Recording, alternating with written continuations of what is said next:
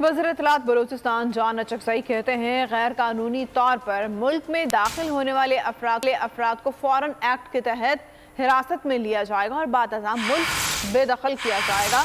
इजलास के बाद उनका कहना था ये मुहिम गैर कानूनी गैर मुल्कियों के खिलाफ है, इसमें किसी मखसूस कौम को निशाना नहीं बनाया गया।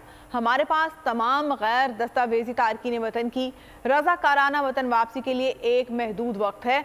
हमारा मकसद नेशनल एक्शन प्लान के कामयाब नफाज को यकीनी बनाना है।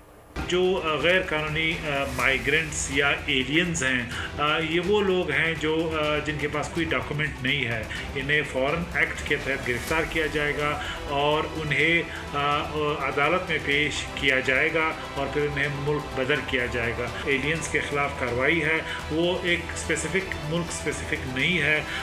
हाँ, जो भी मुल्क के यहाँ पे शहरी है उनके पास डॉक्यूमेंट नहीं है उन्हें भेजा जाएगा। चूँकि इसमें अक्सरियत जो है वो अफ़गान इमिग्रेंट्स की हैं, तो ये लग रहा है जैसे अफ़गानिस्तान के ख़िलाफ़ हो। ऐसी कोई बात नहीं है। Balochistan government national action plan को मनवान इम्प्लीमेंट कराएगी। सब्सक्राइब करें और बेल दबाएं ताकि कोई खबर रह न जाए।